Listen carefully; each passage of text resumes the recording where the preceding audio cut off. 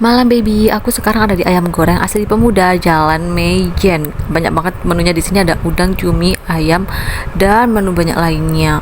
Di sini yang paling populer sih ayamnya. So, aku pesen dong langsung 2 ayam bagian dada sekaligus. Harganya sih terjangkau, cuma 30.000 aja per porsi.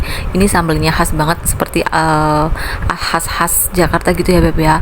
Di sini ayamnya tuh teksturnya empuk banget dan bumbunya tuh meresap gitu di dalamnya seperti ayam-ayam KFC gitu loh, Beb.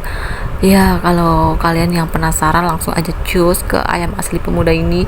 Sumpah dijamin ketagihan deh. Enak banget ini tuh rasanya. Dicoba ya, Beb.